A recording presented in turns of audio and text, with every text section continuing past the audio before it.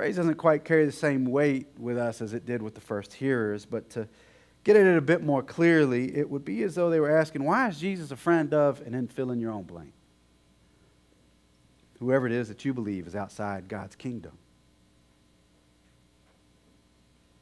Friend of terrorists or dictators, friend of warlords or carjackers, friends of the differently abled or the differently minded, friends of widows, military officers, friends of the unhoused and the multi-housed. Jesus was a friend of those who were viewed as different or other, those despised and rejected or scoffed at or frowned upon.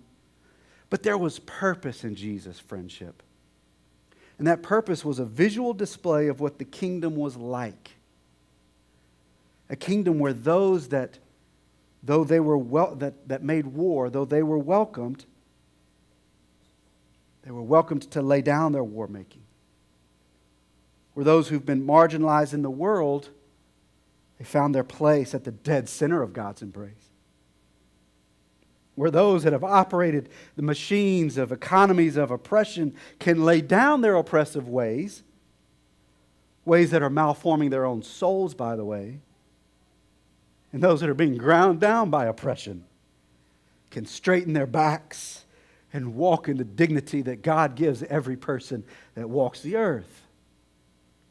Because the kingdom is not filled only with those that are like you or liked by you. It is not full of our own preferences, even as those preferences may be. But Jesus wants us to see in Luke 4 that when he reminded us of the story of the poor widow and the Syrian general Naaman, that Jesus showed us when he began calling his disciples that those being ground down by the empire and those conspiring with it, that they can find new life and new ways of living in the kingdom of God